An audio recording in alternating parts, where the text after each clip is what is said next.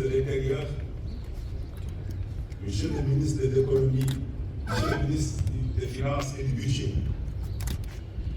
Monsieur le général de corps d'armée, grand chancelier de l'Ordre national du Lion, Monsieur le général de corps d'armée, haut commandant de la gendarmerie nationale et directeur de la justice militaire, Monsieur le général de division, inspecteur général des forces armées, Monsieur le vice-amiral, chef d'état-major particulier de Monsieur le Président de la République, Monsieur les officiers généraux, Monsieur le directeur de service, Monsieur le colonel commandant la zone militaire numéro 1, Monsieur le commandant de zone, Monsieur les attachés de défense, chers grands anciens, très chers anciens combattants, officiers, sous-officiers, soldats, marins et aviateurs, mesdames, messieurs, personnels civils des armées, honorables invités, mesdames et messieurs, permettez-moi de rendre grâce à Dieu, le maître des destins, pour l'insigne privilège qui m'a accordé de vivre ce moment solennel, marquant ma prise de commandement aux fonctions de chef d'état-major général des armées. À l'entente de mon propos, je sollicite du Tout-Puissant la santé, la force et la clairvoyance pour porter avec succès mes nouvelles charges au bénéfice exclusif de mon pays et des armées. J'exprime très respectueusement ma profonde gratitude à Monsieur le Président de la République, chef suprême des armées, pour le choix porté sur ma personne. Je mesure tout l'honneur qu'il vient de me faire en me portant à la tête d'une si prestigieuse institution. Je lui renouvelle ma loyauté et mon entier dévouement. En même temps, je ne peux taire mon humilité face à l'immense responsabilité qui est désormais la mienne. Monsieur le ministre des Forces armées, je vous remercie pour les paroles aimables que vous avez bien voulu prononcer à mon endroit. Je voudrais d'emblée vous assurer que toute mon énergie sera consacrée à ma mission pour donner corps à la volonté maintes fois exprimée du chef de l'État de doter notre pays d'un outil de défense performant en phase avec les défis sécuritaires multiformes qui interpellent les nations en marche comme la nôtre. Je sais pouvoir compter sur votre soutien. En cet instant précis, mes pensées vont naturellement aux Djambars qui ont accepté de donner ce qu'ils avaient de plus précieux, c'est-à-dire leur vie, allant ainsi au bout de leur engagement. Leur mémoire nous accompagnera quotidiennement, tout comme celle des anciens combattants, dont les drapeaux étendards, encore gorgés de l'héroïsme de leur sacrifice, nous rappellent le lourd tribut que nous leur devons. À toutes les familles endeuillées, j'exprime ma profonde reconnaissance, la compassion et le soutien des armées. De toujours rester à leur côté pour les accompagner sur le chemin parfois difficile du rétablissement et de la reconstruction.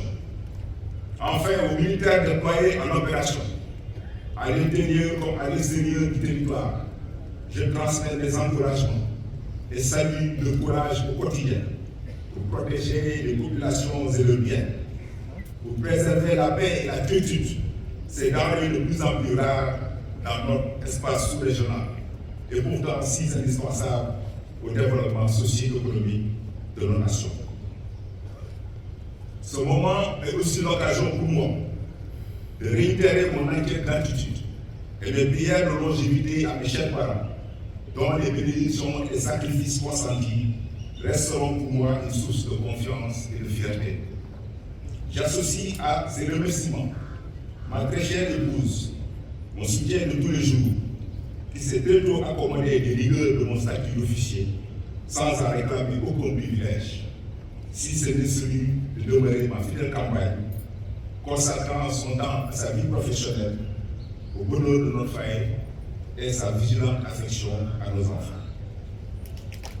Je remercie toute ma famille, frères et sœurs, parents, beaux-parents et amis, pour leur prière de soutien qui ne m'ont jamais fait défaut. Enfin, je n'oublie pas tous les vaillants et honorables anciens, mais aussi mes camarades et frères d'armes, avec qui j'ai cheminé durant ces 35 dernières années.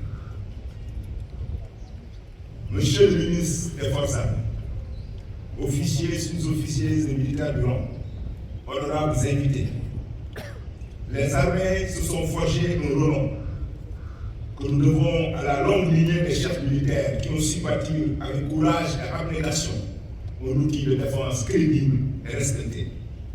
C'est donc l'occasion pour moi de rendre un hommage à tous mes prédécesseurs, en particulier au général d'armée Cheikh Wade, commando au long cours, dont l'engagement a permis de maintenir les armées sur une belle trajectoire que de voir plus autorisée que la mienne continue de modifier. Je vous souhaite beaucoup de succès dans ces futures fonctions. Il me revient à présent l'insigne honneur et le redoutable privilège de porter cet héritage en maintenant vivace le flambeau pour rejoindre le cycle des transformations positives dans lequel notre institution s'est engagée depuis maintenant plus d'une décennie.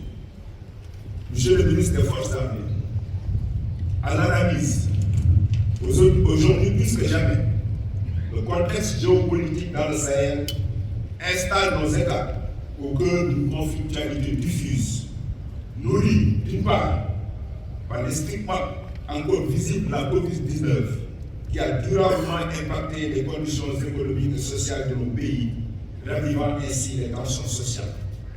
Et d'autre part, par les bouleversements induits par la guerre russo-ukrainienne en cours, annonciatrice d'un monde en gestation au contour encore incertain.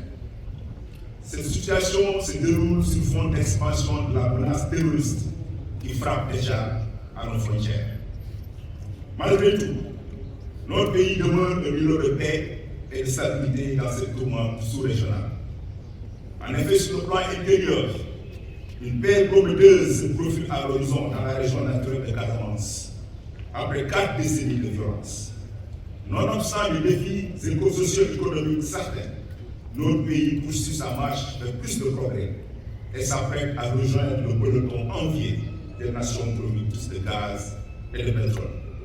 Ce constat nous commande de redoubler d'efforts et de vigilance pour préserver les conditions de stabilité nécessaires à la poursuite légitime de nos projets de développement.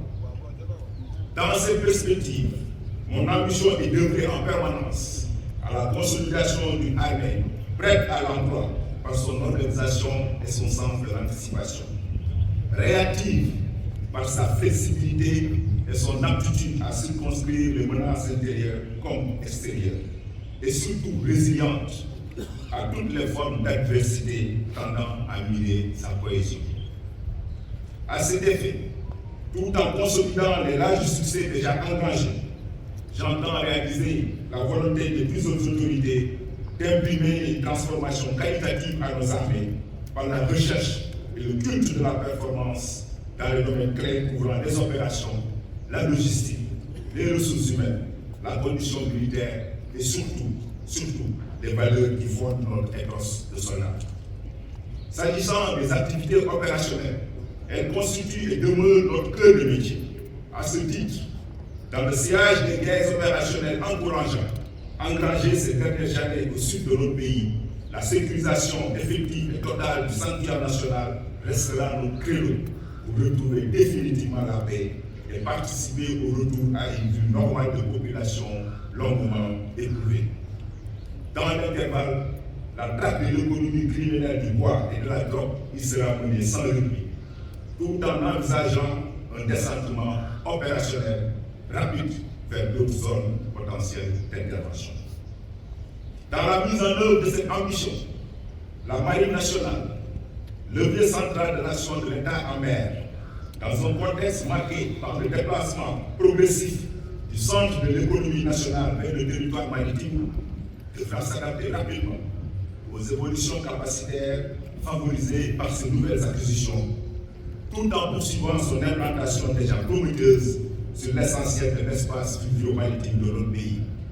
Il en est de même pour l'armée de l'air, dont l'opérationnalisation imminente des nouvelles bases à Linguère, Tambacounda et Kaolack permettra une meilleure prise en compte de la défense aérienne globale du territoire et surtout l'appui multiforme aux autres composantes.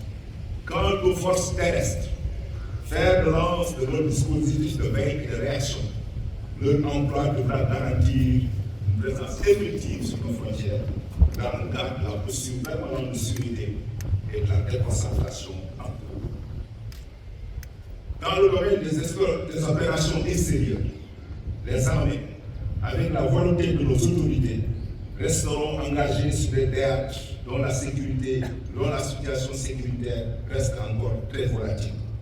La politique de bon voisinage, la poursuite de nos intérêts stratégiques et le respect de nos options diplomatiques nous dictent encore une solidarité agissante, basée sur le principe d'une approche toujours solidaire et jamais solitaire. Mais au demeurant, la perspective d'engagement opérationnel crédible suppose la génération et la consolidation de capacités multiformes.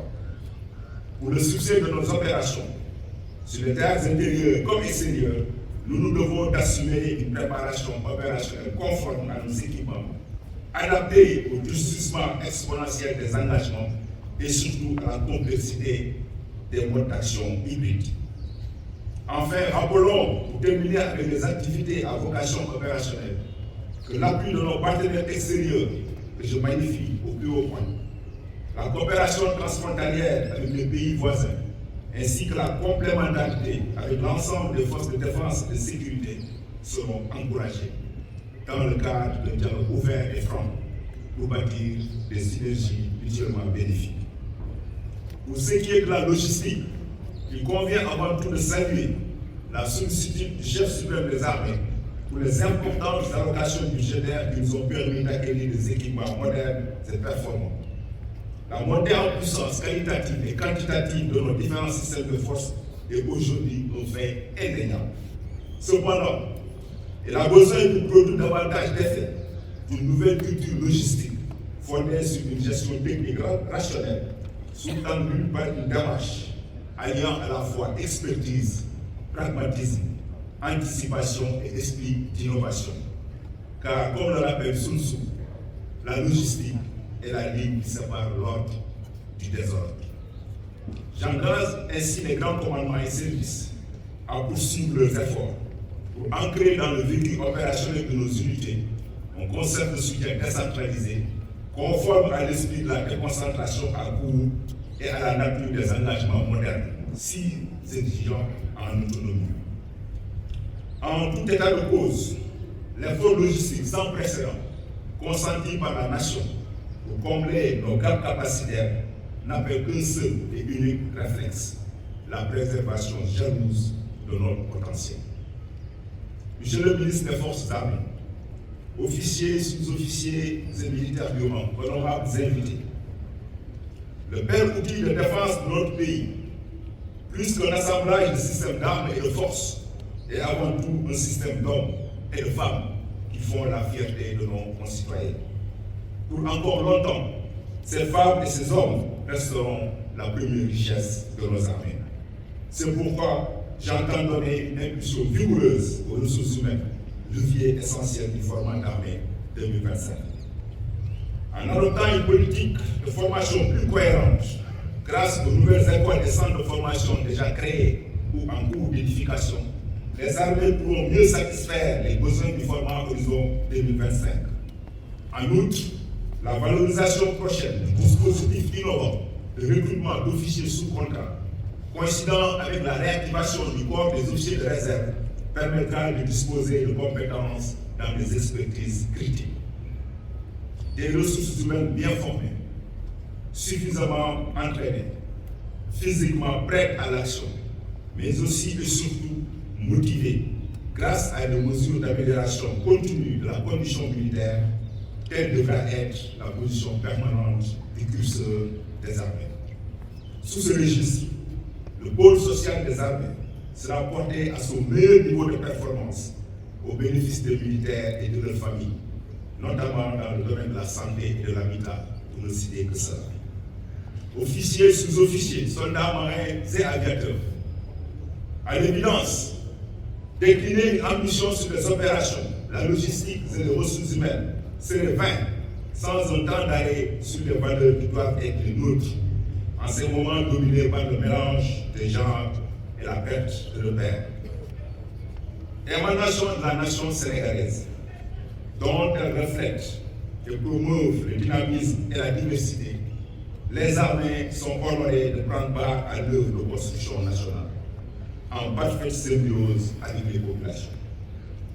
C'est ce sentiment profond qui justifie le lien armée-nation que l'on nous envie tant et dont la consolidation nécessite un effort perpétuel de régénération. Dans ce cadre, l'heure semble propice à l'émergence de missions armée-nation de nouvelle génération, centrées sur une plus grande implication des armées dans la promotion du civisme et de la citoyenneté auprès de la jeunesse. Elle est également propice à une réflexion sur notre singularité, celle qui fait que nous portons les armes du Sénégal pour assurer sa protection et défendre sa liberté. Cette noble exigence offre beaucoup de grandeur, mais autant de servitude qu'il nous faut librement accepter pour garder intact le serment de notre sacerdoce. Comme le rappelait un grand penseur, je cite, « L'obéissance à la loi qu'on s'est prescrite est signe de liberté. » Ainsi, face aux sirènes de l'incertitude et du chaos, à l'exposition médiatique débridée dans les réseaux sociaux, opposons notre éthique de soldat, c'est-à-dire la discipline, notre piédestal le plus sûr. Opposons la discrétion, le devoir de réserve, la solidarité et surtout la confiance absolue en la hiérarchie. J'engage donc tous les échelons de commandement à veiller scrupuleusement aux exigences de notre sacerdoce, tout en cultivant au quotidien le culte du travail bien fait, l'équité, le mérite, le respect mutuel, l'enthousiasme et la saine camaraderie, valeurs qui fondent notre identité de soldat et à ce titre doivent demeurer des points de vigilance pour chacun et pour tous. Officiers, sous-officiers, soldats, marins et aviateurs, dans l'attente de mes orientations prioritaires qui déclineront de manière plus détaillée les prochaines étapes de notre parcours commun, je sais d'emblée pouvoir compter sur vous pour que dans un même élan, nous fassions converger toutes les trajectoires vers un seul objectif, pour un seul coup au but, comme dirait l'artillerie de campagne. Cet objectif, je le nomme le succès éternel des armées du Sénégal. Je vous réitère ma fierté et mon honneur de vous commander. Agir avec nos valeurs au cœur pour un coup au but. On nous tue, on ne nous déshonore.